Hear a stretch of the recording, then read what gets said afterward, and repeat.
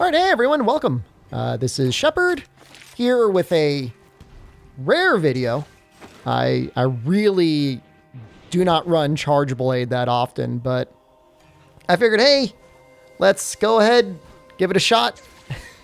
You know, you'll never learn unless you try. That has always been my motto about Monster Hunter in general.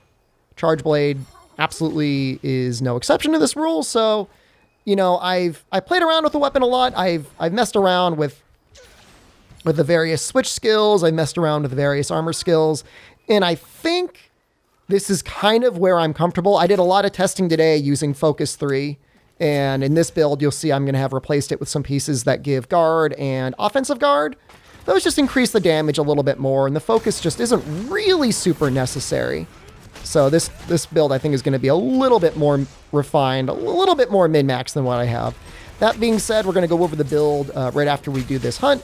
I think Magnum Alder is a really interesting choice. Not only do we benefit a little bit here using the Rajang Charge Blade, because I think when he's got his Hellfire up, he actually takes pretty okay thunder damage.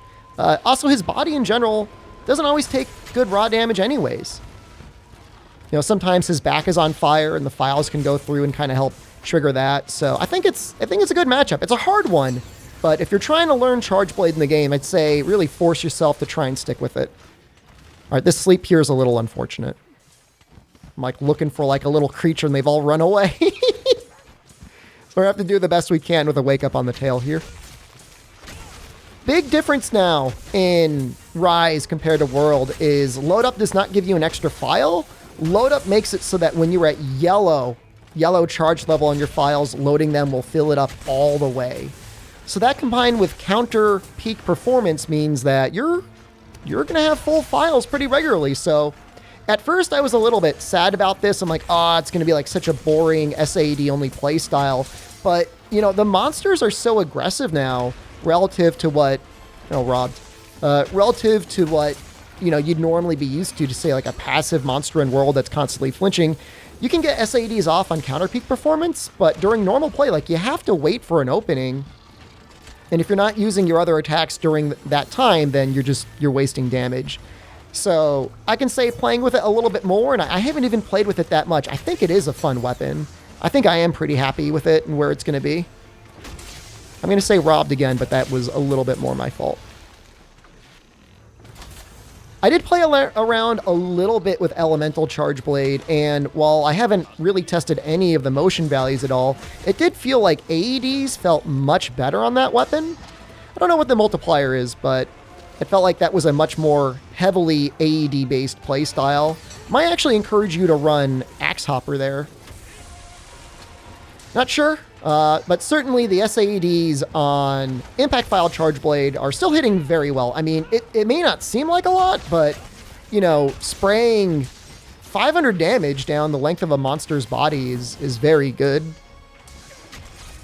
So I usually like to use that ability there, I don't even remember what it's called, to help reposition after I've charged up on the body. Kind of screwed up my angle there.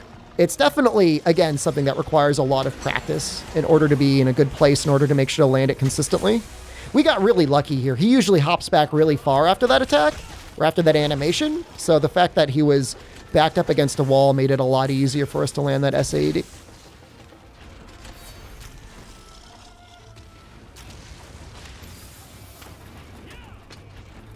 We might get lucky here on this SAED as well. Oh my god. Easily worth the trade. Easily worth the trade. Yeah, I like this fight. One of the best fights in the game. I mean, he's got like a little bit of aspect of everything. It almost feels like somewhere between like a Hydra and some sort of like a Chimera. Of, you know, somewhere between like a Zenogre, somewhere between like a Nergigante. But I'd say he definitely exudes his own style. The one attack that keeps getting me is he's got like a Cirque du Soleil move where he flips through the air and will sometimes get you with his tail blade. Outside of that, I feel pretty good against him though. And he hasn't really used that attack against me, I think, at all this quest. So that's why you haven't seen me have been hit by it yet. If you're to do it though, he'll probably hit me. I think he maybe used it once. Okay, so on paper, weak to water. In reality, not really that weak to water. Like, he's not as bad as Mizu, but I kind of wish he took more damage. Oh my god, we got so lucky there.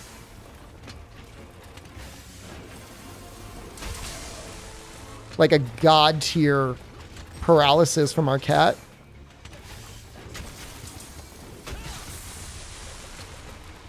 He's got to be close at this point. Yep. So he's already ready. So good weapon. I played around a little bit with like the counter morph skill, and I couldn't really figure out what attack actually it buffed. I think it's got something to do with axe mode, but we're not even using axe mode. Maybe it's something on the sword mode. I don't know. Doesn't feel worth it when things get slowed down. Axe Hopper doesn't seem to be benefited in any way by focus or rapid morph, so that's kind of important to know.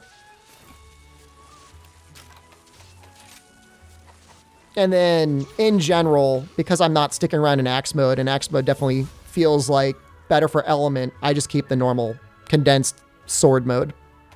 Hey, an orb. Nice! All right, so let's go ahead and take a look at the set. So, big thing about this set is I got really lucky with the Talisman here. This is 4 points on here of really good skills. 3 points in Bludgeoner and 1 point in Load Shells. So, no matter how you end up building your set, you're going to want to max out Bludgeoner and Load Shells either way. So, we're going to go through some of the different options here. I'm going to tell you why I'm using them and what skills we have on here, and then I'll show another couple alternatives for you to use in case you don't have this Talisman and you're still trying to get yourself Bludgeoner 3 and Load Shells 2. So first up is the Almondron Helm. I've done a little bit of testing. It's not exhaustive testing, but I've done a little bit of testing on Rapid Morph, and I rarely see there being a big difference for the damage from here. However, while actually playing the Charge Blade, that 20% speed during certain animations really does make the weapon feel a lot snappier. So I know there's a lot of people who play Charge Blade now. Maybe you dabbled in it a little bit. You're like, it feels so slow. It feels so sluggish. You know, the Almondron Helm is extremely good value, and it's also very flexible. So it gives you a total of 4 points, 2 points in Rapid Morph, and then 2 level 2 slots. I don't max it out. Certainly, if you want like maximum speed, you can try and squeeze in a level 3 there instead of maybe attack boost 5. You can go for attack boost 4. But honestly, 2 feels enough in order for it to feel snappy.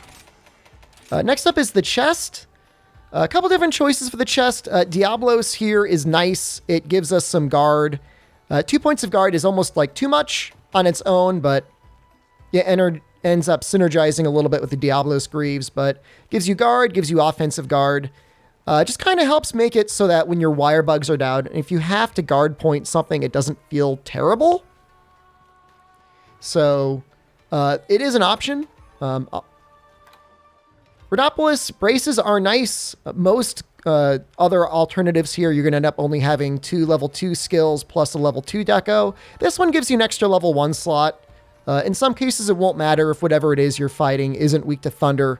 It's probably wasted. But against Magdemaldo, he does take okay Thunder when he's at Hellfire mode. So that's good there. So you notice here that I'm using the Ajannath Coil. We're not using Weakness Exploit on this set. Certainly, you can try and go for a build where you're dealing more damage in terms of like actually landing your physical hits. In that case, Nargacuga might be a better Charge Blade, but for something that doesn't have great hit zones or where you may be landing like a lot of SAEDs on a non-ideal spot but getting file damage, I feel like the extra damage you're going to get from attack boost is better anyways. Finally, Diabolos Greaves. I would only really use these if you were already using the Diabolos Mail, and even then, you know, you have other options here. Again, if you're using like Nargacuga Charge Blade, you'd almost definitely want to use Monkey Pants. Otherwise, Ingot Pants fit fine here if you want to try and get yourself a little bit more attack. I don't find that the extra crit eye is really that helpful, though. You know, I mean, only 2 points of crit eye without crit boost isn't that much, especially compared to how often you find yourself guarding or using the counter peak performance anyways. And you still get 1 point of attack here anyways. And then, like I said, we already went over this Talisman. This is a great Talisman for Charge Blade. So again, I got very lucky getting this. If you don't have that Talisman, Obviously, one of the easier things to go for is Tigrex for the arms in order to fit in Bludgeoner. Pretty easy to fit that in here. Although, like I said, I like the Rhinopolis braces just for their ability to give us that one extra level 1 slot. Helm, obviously, if you find you're okay with the slower movement style and you just want to get out more damage, Baroth is obviously a great option here. You get a level 2 slot, level 1 slot, comes in with attack boost and offensive guard. So great choice in general. I don't run Focus. I was playing around with Focus for a little while, and it does speed some things up. So with 3 points of Focus, your Condensed Charge Slash on its own will fully charge you up to yellow. And so along with Load Up, you have full files. But I figured, let's get a little bit extra damage. Let's try and get our file damage over 100. And so running the Diabolos Mail makes it a little bit easier to do that with offensive guard. You could run the Baroth chest. I don't know. I don't know if I really recommend it. I mean, it does give you, a total of 2 points of attack. If you wanted defense boost, not really recommended. And then, like I said, for the legs, you can run Untitled Greaves. All right. So that's it for now. If you like the video, hey, check me out. Twitch.tv/SDShepherd. I stream there every day. Love to see you over there. Let me know in the comments below what weapon you'd like to see me do a build for next. Maybe let me know what monster you want to see me fight with it as well. It's always a fun challenge to try out a new weapon or a new build against a new monster. So, till next time, good luck and have a good hunt.